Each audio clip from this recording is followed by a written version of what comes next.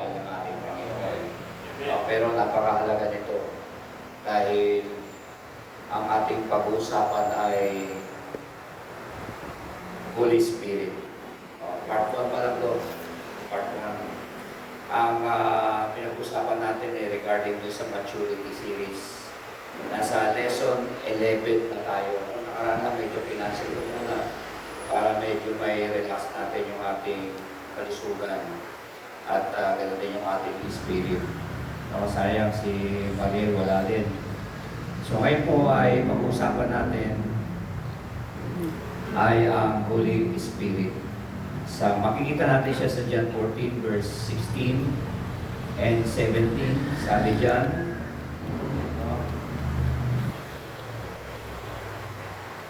and I will ask the Father, and He will give you another counselor to be with you forever, the Spirit of truth.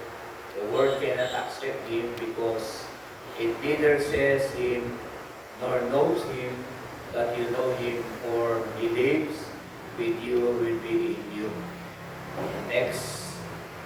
Kompleto na ba yan? Yan. God said that the unbelievers do not know the Holy Spirit, but we know Him because He lives in us. We need to know who the Holy Spirit is. We will discuss 3 things about Him. Pagpalain ang mensahe ng ating Panginoon. No? At tayo manalangin. Panginoon, sama mo kami, Banal na Espiritu, kung buwang siyang maghatid sa amin upang kami ay makapatuloy na madagdagan sa kaalaman at maranasan ka namin sa aming mga buhay. Salamat sa biyaya at habang mo, Holy Spirit, sa iyong presensya sa amin na iyong inilalagay. Sa pangalan ni Jesus at sa patnubay ng Holy Spirit. Amen and amen. Okay? So dito po sa verse 16 and 17, balikan natin po. Ang Holy Spirit po ay siya po yung ating counselor. No? Bukod siya ay counselor, siya po ay nagbibigay ng ang Espiritu ay katotohanan na hindi matanggap ng mga unbeliever. The world cannot accept Him because it neither says Him nor knows Him. Hindi raw nila nakikita to. Pero, but you know Him, for He lives with you and will be in you. Tayong mga leader, mga mananampalataya, ay kasama natin si Holy Spirit. Pero yung mga unbeliever na mga tigasanlibutan, hindi nila kasama ang Holy Spirit at hindi nila kasi ito nakikita. Kaya wala silang pananampalataya pagdating sa banal na Espiritu. Pero ang Holy Spirit, pag yan ang magturo at ma-experience natin, hindi lang tayo magiging marunong at matalino, nagdidisiplina natin yung sarili natin. Tingnan yung mahigit. Pag hindi mo madisiplina ang sarili mo, karamihan kasi sa mga ibang leader, hindi naman lahat, pero yung iba gano'n, ay in public, super galing. In public, magaling sila. Pero pagdating sa private life nila, walang discipline, walang galing. Pero kung gusto mo talagang humusay at gumaling ka, tumindi ka, umpisahan mo muna sa sarili mo. Yun yung pinakamahalaga doon kasi ang Holy Spirit, nakatira yan sa atin. Namamahay yan sa puso natin, sa isip natin. Nung tinanggap mo ang Panginoong Yesus, automatic yun, nandiyan ang Holy Spirit sa iyo. Kaya nga, pag magaling ka sa sarili mo, effective ka sa sarili mo, madisiplina ka sa sarili mo, pag-gising mo pa lang, pray ka na, devotion ka na, yan talaga yung habit mo. Pag magaling ka sa sarili mo, disiplinado mo ang sarili mo, mas lalo rin magaling ka din sa public. Kasi sa public, pagka yan lang, diyan ka lang, pero sa personal mo wala, para lang dumaan yan. Pero mas maganda, yung personally magaling ka dyan, disiplinado ka dyan, pero pagdating sa public, mayroong lasa yung dating mo sa maraming tao. na nakukumbins mo sila. Nararamdaman nila yung presence ng Holy Spirit. Masabi ba natin amen? So yun po ang ibig sabihin. God said that the unbelievers do not know the Holy Spirit, but we know Him because He lives in us. Pero tayo, alam natin yon. We need to know who the Holy Spirit.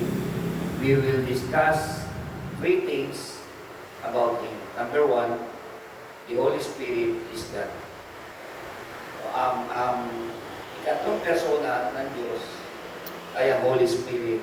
Yan ay Diyos. Mula kay Father God, Son of God, sa Holy Spirit, sila po ay bantay. Pantay-pantay yung mga yan.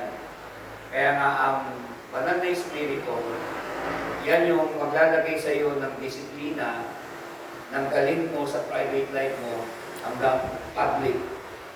Makikita nila sa pagkatao mo yun. Kapag dinidisiplina mo ang sarili mo at nagpapasakop ka sa banal na Espiritu. So, nung marunong kang umalain sa Holy Spirit, kasi kailangan natin ang Holy Spirit. Diyan tayo nabubuhay. The Bible shows that our God has 3 persons, the Father, Son, and the Holy Spirit, just like a married couple.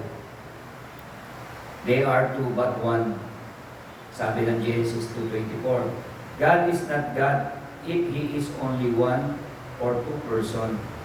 There are many verses in the Bible that prove that these 3 persons are part of one God and they cannot be separated. Sabi nga ng Matthew 28 and 19, go ye and teach all the nation. No? At baptizing them in the name of the Father and the Son of the Holy Spirit. So meron talagang 3 persona ang ating Diyos. No, ang God the Father, ang God the Son, ang God the Holy Spirit, silang 3, pantay-pantay po yan. Kaya ipinapakita ng Biblia na ang 3 persona ng Ama, ng Anak at ng Espiritu, tulad yan, para yung couple, para yung mag-asawa. Sila ay 2, ngunit nag-iisa naman. No? Pero sa Genesis 2:24, yung nasabi doon, ang Diyos ay hindi lamang iisa, persona o 2 persona. Maraming talata sa Biblia nagpapatunay na ang 3 persona, ito ay isang Diyos. At di sila maaaring paghiwalayin. So yung mga supporting verse na yan ay makikita natin sa 1 Corinthians 12, verse 4, 6, tapos verse 2 Timothy, Corinthians 13:13. So yun po ay mapapansin natin na ang 3 persona ng ating Diyos Amang nasa langit. Kaya nga, sabi nga, kaya yung 3 persona na ating pinapaniwalaan o sinasampalatayanan ay ang Holy Spirit. Yan ang nagbibigay sa atin ng wisdom. Yan ang nagbibigay sa atin ng unawa. Yan ang nagbibigay sa atin ng kaalaman. At ang lahat ng lihim ng Diyos Ama ay inire-reveal niya sa atin. Sabi nga, we have the God the Father, God the Son, and the Holy Spirit, but there is one God. This is difficult to understand, but this is what the Bible says, so we must believe it. We cannot fully grasp everything about God, but what He reveals about Himself belongs to us. What He doesn't reveal to, we must not bother with Deuteronomy 29:29. Yung mga lihim, yung mga sikreto ng Diyos ay ipinapahayag sa atin ng banal na Espiritu. Kaya malinaw ang sabi ng ating Panginoon. Kaya meron talagang 3 persona ang ating Diyos. Bagamat siya isa, pero may 3 persona. The Holy Spirit is God because, sabi diyan, the Holy Spirit is God because He is everywhere. Meaning, pag sinabing He is everywhere, omnipresent. Kahit saan lupalop, nandyan ang presence ni Holy Spirit. No? Ako po talaga kahit saan po mapunta, pagka nag-i-speak in tongues ako sa sarili ko lang. Pag nakasakay ako sa jeep, minsan pag naglalakad ako, napapa-speak in tongues na ako inside my spirit. Nagsasalita ako ng ibang wika, meaning nagpe-pray ako. And letter B, He knows all things, meaning omniscient. Alam niya ang lahat. No? Alam niya ang lahat ng bagay kasi nga Holy Spirit yan. And letter C, He is all-powerful, omnipotent. Ulitin ko, omnipresent, omniscient, omnipotent. Kakaiba yung tatlong yan. Pero may manifestation yan. No? At doon natin makikita, He has no beginning and no end. Ang Diyos ay walang pasimula at walang katapusan. Hindi ba tayo tao, nakaporma na, nakaready na ang banal na Espiritu para sa future natin at sa tinadhana na ng Holy Spirit sa atin. Kaya siya ay makapangyarihan. Siya ay nasa lahat ng dako, omnipresent. No? Siya ay alam niya ang lahat ng mga bagay na iniisip natin. He is omniscient. Nababasa niya ang laman ng isip natin, puso natin. No? Siya ay makapangyarihan sa lahat. Omnipotent. All power, all knows. Sabi nga dito. Wala siyang pasimula at wala siyang katapusan. He is eternal. Hebrews 9:14. Kaya nga, pag ang bawat isa sa atin, tayo ay nananampalataya sa Panginoon, no? Yan yung Holy Spirit, kaya hindi natin nakakalimutan ang salita ng Diyos. Kung di mo, alam ko naman nagpe-pray kayo, alam ko naman nagjo-journal kayo, pero may word tayong natatanggap. Kaya nga, ang Holy Spirit ay kumikilo sa lahat ng bagay. Sabi nga, the Holy Spirit is not less than the Father and the Son, but is equal. No, ang banal na Espiritu daw ay hindi mas mababa kaysa sa Ama at Anak, kundi magkapantay sila. Pantay sila. Dahil ang banal na Espiritu ay Diyos. Siya ay karapat-dapat luwalhatiin, sambahin, purihin, tulad ng ating ginagawa sa Ama, sa Anak. Hindi magseselos ang Ama at ang Anak kapag ginagawa natin ito, sapagkat walang inggitan o tunggalian sa pagitan nila. Sa halip sila ay nalulugod sapagkat inikilala natin ang banal na Espiritu kung sino talaga siya, ang Diyos. Natin, yan ang Holy Spirit. So yan po yung unang points natin. Ulitin ko ay number 1, ang Holy Spirit ay Diyos. So number 2, na ito naman ang ating makikita, the Holy Spirit is a person. Persona. Persona ang banal na Espiritu. Tandaan, pag ikaw ay may depression, at kapag ikaw ay may nauwori ka na, marami kang problema, marami kang iniisip, at mayroon kang mabigat na karamdaman, mayroon kang kakampi. At yan ay ang banal na Espiritu. God is a three-person, the Father, the Son, and the Holy Spirit. We do not have three gods. We have one God having three persons. Hindi tatlo ang Diyos natin, pero meron siyang tatlong persona. At ito ay napakahalaga.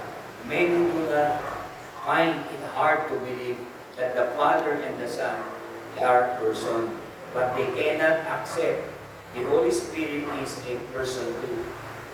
Kaya nga, ang Holy Spirit, huwag natin siyang kakalimutan. O, nandyan ang Diyos Ama, ang Diyos Anak, pero yung Holy Spirit, iniwan yan ng Diyos sa atin para tayo ay gabayan, patnubayan, at siyang magbabantay sa atin sa buong katotohanan na tumatanggap tayo ng kapahayagan ng Panginoon. Ako po, pagka sa aking experience na, halimbawa, pag ako'y pupunta sa dad, sa work ni Brother Robert, ay pagdating doon, hindi pa agad na pupulang ako doon.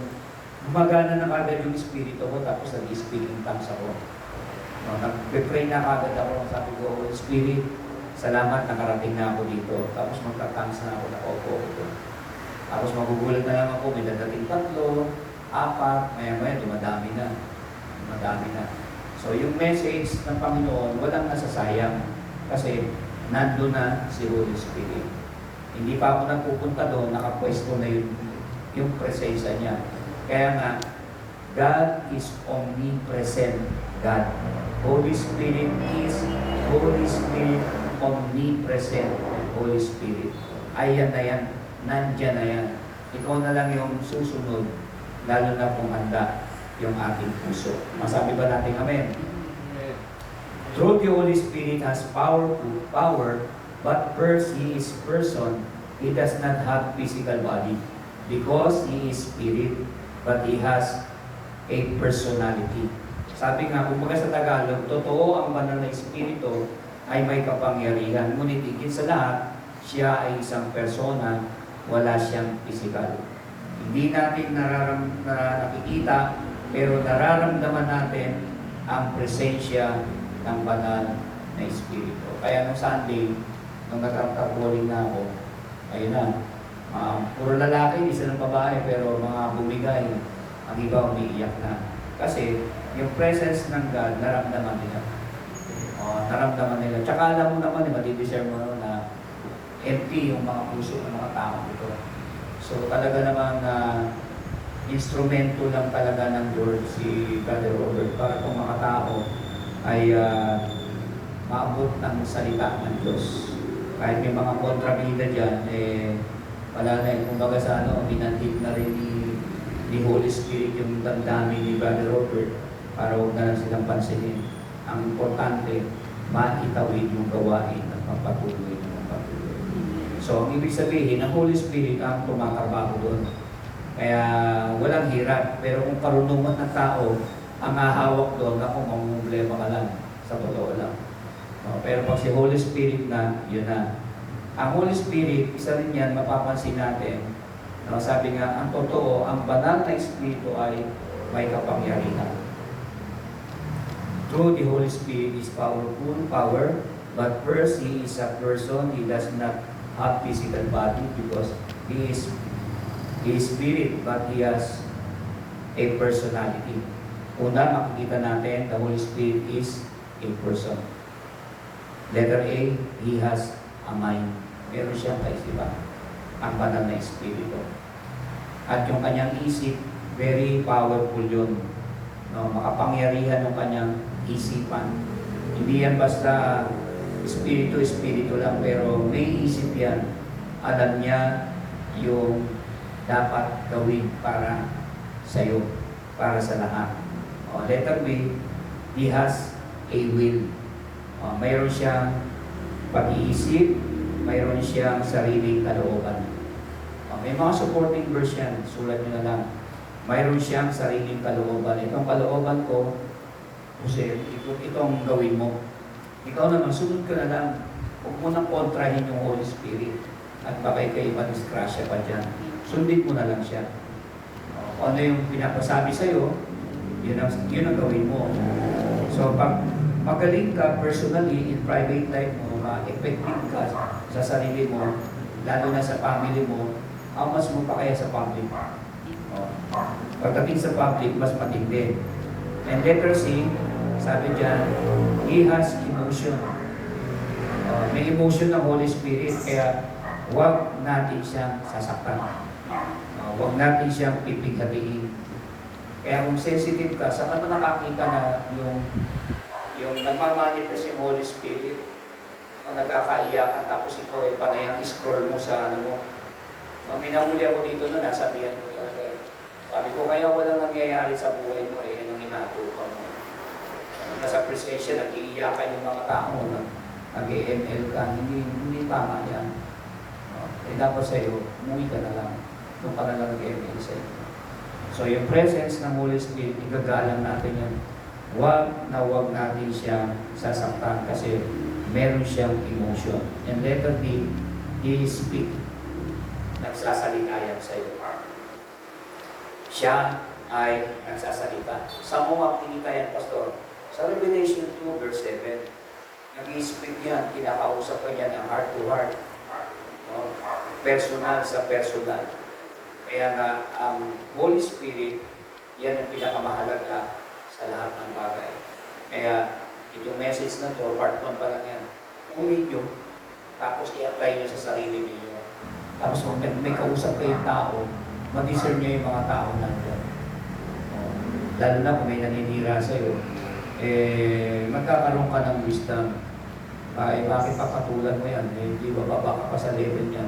Hayaan mo na lang ang Lord ang gumalaw sa Kanya. Yung utos ng Holy Spirit, yun ang kailangan natin sundin. Kasi yun ang nais niya para makuha natin ang kalooban ng Panginoon.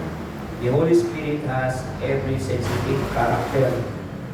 Mayroon siyang, ang banal na Espiritu daw ay napaka-sensitibong likas na katangian. Kaya wag mo siyang bigatiin, wag mo siyang yung inutusan ka, hindi mo susundin, magtampo ang Holy Spirit sa iyo. Kaya ang Holy Spirit pag nagtampo, parang pakiramdam mo, wala ka ng silbi sa buhay mo. Kasi doon ka nabubuhay sa presensya ng banal na Espiritu. Masabi ba natin amen? This means that He has emotion that can be affected by our action and attitude. This is why the Bible warns. Letter A, do not lie the Holy Spirit. Huwag kang magsinungaling sa banal na Espiritu. Si Ananias at si Sapphira sa Acts 5, nagsinungaling sila sa Holy Spirit, kaya namatay sila mag-asawa. Medyo mabigat blasphemy kasi yun blasphemy yun. Kaya, huwag mong murahin ang Holy Spirit. Ako, matakot ka, huwag mong murahin yan. Huwag mong pipigatiin yan. Huwag mong babastusin yan. Huwag kang mamumusong. Yung lalaitin mo ang Holy Spirit, napaka-danger niyan. Mapatawad ka ng ama, ng anak sa kasalanan mo. Pero ang Holy Spirit, pag nagkasala ka sa Espiritu, may kalalagyan ka. 100% yan. And letter B, do not disobey the Holy Spirit. Huwag natin siyang pagrebendihan, makipagmatigasan sa Kanya. Huwag tayong mag-disobey. Kasi ang disobey sa malawak na translation, rebellious. Rebellious, nagre-rebelde ka against the Holy Spirit. Delikado yan. Do not grieve the Holy Spirit. Ephesians 4:20. Huwag bighatiin, huwag sasaktan. Dapat ang maging attitude natin, halimbawa, pag-ising sa umaga, good morning, Holy Spirit. Ako every morning naman. Good morning, Holy Spirit. Tapos kakausapin mo siya, magpe-pray ka, para ramdaman mo parang mayroong bumubuhos na malamig na tubig. Para bang nakakapiliti, this is the presence of the Holy Spirit. And letter D, do not quench the Holy Spirit. Huwag mo hayaang mamatay yung apoy. Lahat tayo may apoy ng Holy Spirit. Hindi mo man nakikita, pero nakikita yan ng demonyo. Kung maalala mo si Moses nung bumaba sa Mount of Sinai, dala-dala yung 2 tablet na 10 Commandment. Tapos sa paligid niya, meron parang cloud, maulap. Yun yung glory of presence ng God. Meron tayo niyan. Meron tayo niyan. Hindi lang natin nakikita, pero nararamdaman natin. Habang nagtatrabaho ka, palakad-lakad ka, may ginagawa ka, nagpe-pray ka, kung ano man yung ginagawa mo, o nagmamaneho ka, pwede ka naman nagmamaneho ka, maawit ka, nagpe-pray ka, kahit nakadilat ka, huwag ka lang nakapikit kasi nagmamaneho ka. So, yung Holy Spirit, marami yan, madiskarte yan. Marunong yan gumawa ng kaparaanan. Kaya malinaw na ang sabi dito, do not quench the Holy Spirit. Huwag mong hadlangan yung kanyang pagkilos, huwag mo siyang uunahan, hayaan mo lang siya at ikaw ay sumunod sa kanya. Do not insult the Holy Spirit sa kayon. Huwag mo siyang lalapastanganin. Sa English, insult, huwag mo siyang insultuin, huwag mo siyang lapastanganin, at ang banal na Espiritu ay Diyos na makapangyarihan. So, lahat yan, may mga supporting verse yan. Hindi na lang natin babasahin para hindi na tayo humaba. Pero sa Hebrews 10:29, talagang sinabi doon, huwag mo lapastanganin ng Holy Spirit at may kalalagyan ka.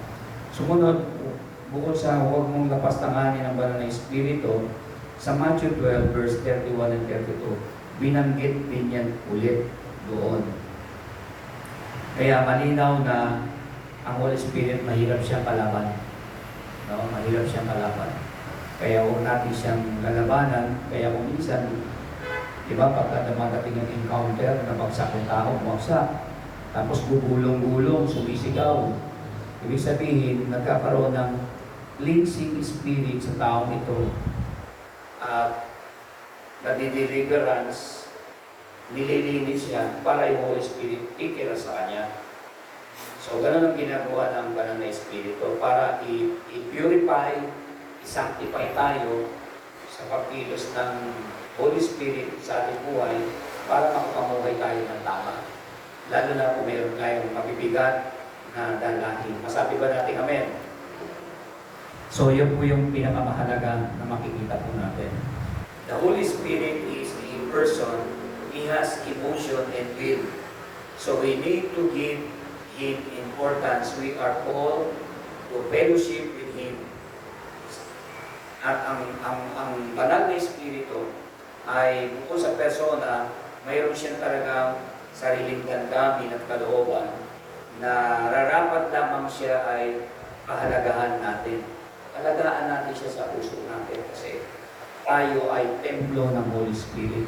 Kaya ang ating katawan hindi na dapat iinom ng alak. Hindi na tayo dapat napupunta doon sa mga chismis, sa mga bagay na pag napunta ka sa isang bahay, dapat ang dala mo papalakas ng Espiritu ng mga tao at maramdaman yung Holy Spirit sa iyo. Kaya magaling ka sa loob, sa private life mo, mas magaling ka palalo sa public. No, hindi yung katulad yung isang kaibigan ni Sister May, dito yung pupunta sa bahay nila, ang dala chismis, sa ng kalakasan, kaya paglabas, wala na, lupay-pay na. Subukan mo pag-usapan, puro problema. Tapos huwag na kayo manalangin. Tapos na usapan, pagod na kayo magsalita. Paglabas mo ng bahay, nag-usapan nyo, puro problema, puro kahinaan, kapintasan ng tao, mga kasiraan ng simbahan, wala. Manghihina ka lalo, wala ka natutunan. Dapat tayo ang tagapagdala ng kalakasan para sa mga nanghihina. Masabi ba natin amen? Kasi kailangan ang leader, tayo mismo ng mga leader, dapat equip tayo sa Holy Spirit. Kasi pag equip tayo sa Holy Spirit, hindi tayo kayang basurahan. Alam natin kung saan tayo nakapwesto. Masabi ba natin amen? We should make Him a close friend. We cannot see Him, but we can feel His presence in here. His voice, we must learn to walk with Him. Kung sa Tagalog daw, dapat natin siyang ituring na malapit na kaibigan. Best friend mo ang Holy Spirit. Kung sa best friend mo, partner mo pa siya, at maaaring maranasan mo sa Kanya ang presensya ng banal na Espiritu. Kanina ay nandun ako sa lumantipan ng The Journal. Kasi nga, natapos ko na yung Genesis, Exodus, Leviticus. Ngayon, nandun ako sa Numbers. At yun po, doon na rin ako kumukuha ng aking mga devotion. Dahil nga sa ako'y nag-aaral po sa online ni Bishop Dabang, sabi nga ni Bishop, kung magagawa mong, bali matatapos mo yan 4 years, pero kaya mong tapusin yan ng 2 years kung yung lahat ng question, makagawa ka ng dalawang question. Kaya mahaba nung maabot siya ng 100 opo. Hindi ko nung basta-basta na masasagot ang ganun yun. Talagang pag-iisipan, hindi ka ng tulong sa banal na Espiritu. Kaya nga, yung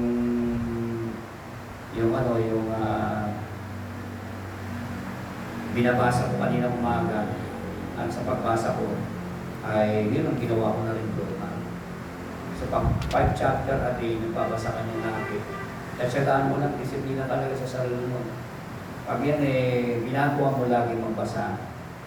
Huwag ka na magbasa doon sa tablet kasi maano sa matay. Kaya po nagdadrive man ako kaya sa Bible na mismo doon ako magbasa para hindi ako hirap. So pag nagbasa ka niya, kahit 5 chapter, laking tulong yan. Nakapag-isip ka, ganito pala yan. May mga marigil mo talaga yung galing sa Holy Spirit. Dapat natin siyang ituring sa malapit na kaibigan. Pangatlo, ito yung last. The Holy Spirit is the God of the now. Kumbaga sa Tagalog, ang banal na Espiritu ay ang Diyos ng kasalukuyan. Kasi ayan ang malinaw na bago umakyat si Jesus, iniwan niya ang Holy Spirit dyan sa mga alagad na yan. O bahala na kayo, yan ang Holy Spirit na pinangako ng Ama. Kaya palawak nila ang gospel, ang kaharian ng Panginoon. Kaya maraming gumaling sa mga karamdaman. Maraming mga nangyayaring nagaganap. Kaya po, pag may mga taong malaki, sana papapray na may mga karamdaman. Tinitignan po muna yung sitwasyon bago ko mananapin. Tapos tatanungin ko, tapos mga sasabihin, Pastor, nararamdaman. Tapos ipapanalangin ko na maramdaman niya na yung karamdaman niya pagalingin ng Panginoon. Tulad ngayon, si Gina may pinagdadaanan, may aneurysm yun, bawal operahan ng barang. Yung bilakid, pinakanan ng ayaw, pero walang magawa, kailangan operahan. Sabi ko sa kanya, hingin mo ang gabay ng Holy Spirit para malusutan ko yan. Kasi schedule niya sa 28, operahan siya. Kaya medyo namihina, tapos nananahimik. Kaya buti na lang tumatawag, kaya binubulabog ko. Wala kang magawa dyan, kundi panalangin mo na sa Panginoon. Kung talagang yan ay matatawid mo. Pero kung yan na lang talaga, wala tayong magagawa. Ibig sabihin, finish na tayo. Pero ligtas ka na. So yung aking kapatid, lumalakas pag kinakausap. Kaya sabi ko, huwag ka na magbuhat-buhat ng mga mabibigat kasi construction yan Ang dami pang taong hawak na. Kaya minsan napapabuhat sila. Sabi ko, huwag ka nang bumuha. Ang late-late mong babae, payat-payat mo na nga iutos mo na lang, authority ka naman So, yun nga. At yung Holy Spirit, yun ang nagsasalita sa kanya. Kaya minsan magtatawag. Oo nga, kuya, totoo yung sinasabi mo. Lagi yung sabi ko, hindi naman talaga Meron lang tinuturo ang ating Panginoon. Kaya number 3, the Holy Spirit is the God of the now. Ibig sabihin, ang banal na Espiritu daw ng Diyos ay kasalukuyan. The Father and the Son are in heaven. The Holy Spirit is here with us. He is the God who is here with us, within us. So, ang banal na Espiritu ay nasa atin yun. Kasama natin ang Holy Spirit. Ang Ama at ang Anak ay nasa langit, ngunit ang banal na Espiritu ay narito nakasama natin. So, yung Holy Spirit, yan ang magsasabi sa atin ang lahat ng ating maririnig. Lalo na pagka yung darating ng panahon, kung isa tayo sa mapapasama sa hindi nahihiga sa kabaong, yung may rapture na magaganap, na pinapahanda tayo ng Panginoon, yung Holy Spirit, yan ang magsasalita sa atin. Kahit natutulog ka, gigisingin ka na, manalangin ka na, dadating na si Jesus, dadating na ang Panginoon. Talagang bulawan ka ng Holy Spirit. Sasabihin ka talaga. Kailangan be sensitive to accept ang nire-reveal sa'yo ni Lord, tanggapin mo, asumkin, maniwalaan mo, makikita mo yung galaw ng ating Panginoon. Masabi ba natin, Amen? So yun po ang kahalagahan. At ang Holy Spirit, sabi nga sa 1 Corinthians 3:16, sa pamamagitan niya nararanasan natin ang tunay na pagbabago ng kalayaan kasi nga tayo ang templo ng Holy Spirit. So ating katawan, huwag natin kabusukin. Huwag natin dalhin sa mga kasalanan o sa mga inuman. Huwag natin dalhin ang ating kasalanan sa mga bagay na kapapahamak natin. Kasi tayo ang templo ng Diyos. And last verse, Galatians 5:22 and 23, yan yung 9 fruits of the Holy Spirit. At the fruit of the Spirit is love, joy, peace, patience, kindness, goodness, faithfulness, gentleness, and self-control. Against such things, there is no law. Yung 9 fruits of the Holy Spirit, nasa loob yan ng ating pagkatao. Kasi meron tayong tinatawag na kagalakan. Pero malinaw, sa 9 fruits ng Holy Spirit, nauuna dyan ay ang pag-ibig bago yung kagalakan, yung pagiging masaya. So yun po ang message ng ating Panginoon. May part 2 to at doon natin tatapusin yung mga darating. Amen? Tayo manalangin. Lord, maraming salamat sa iyo. Holy Spirit, ang hiling lang namin, lagi mo kaming i-baptize sa presence mo. Kapag kami nangihina, magulo ang aming isip, may problema sa kalusugan, may problema sa trabaho, may problema sa pananalapi, gusto namin, Holy Spirit, makilala ka namin ng lubusan. Maramdaman namin ang bautismo ng Holy Spirit, ang kapangyarihan, ang mga kaloob mo. Tulungan mo kaming laging nagkakaisa, laging ginagawa ang iyong kalooban, at madinig namin ang tinig mo para ikaw ang maluwalhati sa aming buhay. Palakasin mo kami, pagpalain mo kami, pagyamanin mo kami, lalong-lalo na Panginoon sa mga panahon na to. Wala si Abel, wala si Marilet, wala si Peter, wala si Joby, wala din Panginoon, hallelujah, si Mariel, ang mga kananayan na to, katatayan, ipuin mo sila, Lord God. At palakasin, pagpalain, at patuloy kang mangusap sa buhay nila. Kaming mga naririto, palakasin mo kami, Holy Spirit. Tugunan mo ang aming mga pamangailangan. Yung mga suliranin namin, lagi namin masolusyonan sa tulong mo, Banal na Espiritu. I declare and I decree miracle, signs, and wonders, and mga kagalingan sa aming karamdaman, yung imposible pwede maging possible by faith one another. Salamat na marami. Pagalian mo kami ng Holy Spirit sa pangalan ni Jesus, sa patnubay ng Holy Spirit.